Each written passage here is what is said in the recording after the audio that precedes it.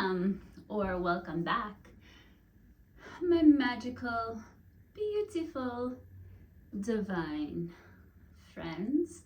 My name is Carrie, and this video is going to be part 4 and the last for now of my inner child healing series. So first I should address my hair. This hairstyle is in honor of my inner child because when I was in elementary school, I always wore this side ponytail, and my principal, who was a lovely man, whenever he saw me, he would come over to me and do a little tug on my ponytail and ask, "Hey, Carrie, why does the hair only grow out of one side of your head?" And it always made me kind of giggle. And also the fluorescent, right? We wore a lot of that too. So this is part 4. If you have not watched the previous 3 videos, please go back and watch those first, because 1, we need to be in the right mindset to start this process. We need to be able to sit in those more difficult emotions, overwhelm, fear, maybe anger that the inner child is bringing through us to get our attention. 2, it's very important that you open up dialogue between inner child and spiritual self. And 3, it's crucial that you establish lifelong trust between you and your inner child. And you do that by allocating 10 minutes of your day to little you to have these conversations. So once that's done, what's the next step? Well, now is when we can start having some fun. So I'm going to teach you how to think of some nurturing activities that you can do with your inner child. And remember, the inner child is not your enemy. It might feel like that sometimes when they're bringing up these more difficult emotions at inconvenient times, but remember, the inner child is not something that we are trying to get rid of. We want to become one with our inner child. So how do you do this? We can't think of this process as being a burden or a chore. Kids don't like chores, but rather an act of self-love, a daily act of self-love, maybe even a fun game. So when I use the word meditation, I notice a lot of people are very resistant to that word because a lot of people think that means they have to sit in silence with their thoughts for 10 minutes. Yes, that there is some meditation practices that involve that, but don't forget, you can really get in a meditative state even when you're just out for a walk.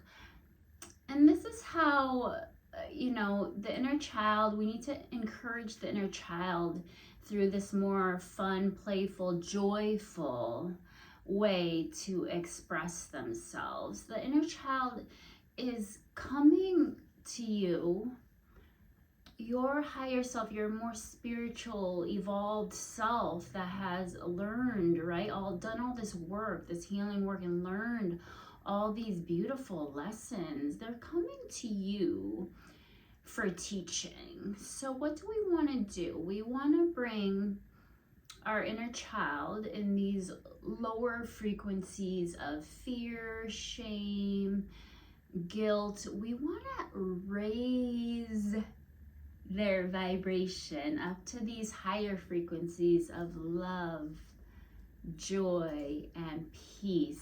So do this with joy. Do this with compassion.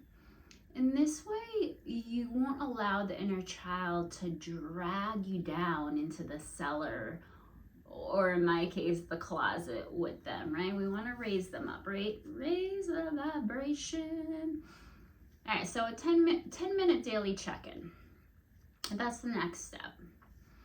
And maybe you can do this. Think about something that you have to do every day, but you don't mind doing. So for my ladies, maybe it's your skincare routine, doing your makeup, getting dressed. How can you involve your inner child in this process? Maybe ask her what kind of hairstyle does she want today? So again, meditation should be fun. It's not a drag. We want to get rid of that resistance. Another idea is to do something out of the ordinary and turn that into your meditation. So if you're an artist, maybe take a pottery class, or, I was a gymnast, maybe take like an adult gymnastics class, something to bring out that joy that the inner child, right, wants, needs, deserves. So be playful. I really want you to be creative with this, because being creative is the closest you are to your inner child. So if you like writing, journal, involve your inner child in that. Don't worry about the spelling or the punctuation. Open up a more lighthearted dialogue between you and your inner child, right? This is how you can embrace, and really we're trying to become one with our inner child. Remember, they are a very important part to you. So something else I just thought about, maybe it's getting nice out, right? Thank goodness. Maybe you like to just sit out on your deck at night and look up at the stars, or you're going for your nightly walk. And when you look up at the stars in the sky, and I don't know about you, but I always feel like at home when I look at the moon. This is a great opportunity to remind yourself, as well as, of course, your inner child, that you are made of the same stardust, right? You are part of this universe. We are all one. You are awesome. You are great. You deserve a wonderful life. You deserve to be on this beautiful team with your inner child. The inner child has been through so much, so many difficult and challenging things. So just remind them that they are also awesome and great, and try to connect with that energy. So the last thing a lot of my clients ask is this work, is this inner child work ever done, ever complete? And my answer is no, because the inner child is part of you. And thank goodness, right? We are here to learn, to grow, to evolve, to enjoy life, and to reach our full potential. It would be kind of boring if we always knew what was going to happen, when was going to happen, how things were going to happen. We live in the unknown. So remember, the inner child doesn't like the unknown, right? That's why they bring up these emotions, because that's their way of controlling their life situation. So I want you to make this fun, you guys. Can you go have some fun today? Exhilarated, exciting, creative. Believe in yourself. I believe in you. So I'd like you to share with me in the comments, what are you going to do today? What are you going to do today to honor your inner child? Make it fun, make it playful, go for a walk, maybe start kicking the leaves or rocks or skipping. Who cares if you look a little bit silly? Who cares? It's none of their business. So one other thing I'd like to say is how much I'm blown away by all the support I've gotten from you guys on this channel. I love you guys, and I appreciate you so much. It means the world to me. This is actually my way of being creative and doing something brand new that I really never thought I would do. I never thought I would put myself out there like this, but it's been just so fun.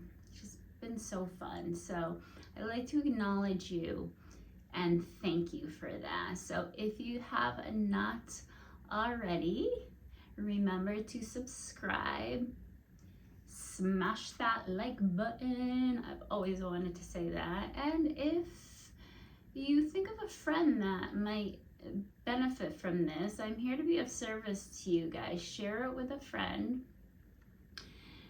You can also leave me a comment of what you would like for me to address on here, talk about next. I mean, I have some ideas, but I'm open to whatever you guys want, or ask me a question.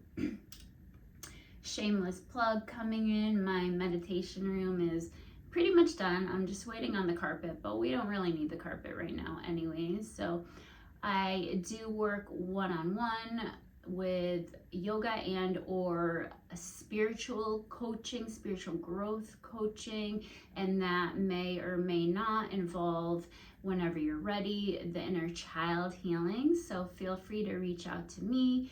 You can find me on Instagram, Magical Misfits. So I look forward to hearing from you in the comments. Again, go have some fun today. And until tomorrow, have a magical rest of your day. I love you all so, so much. Thanks for watching. Namaste.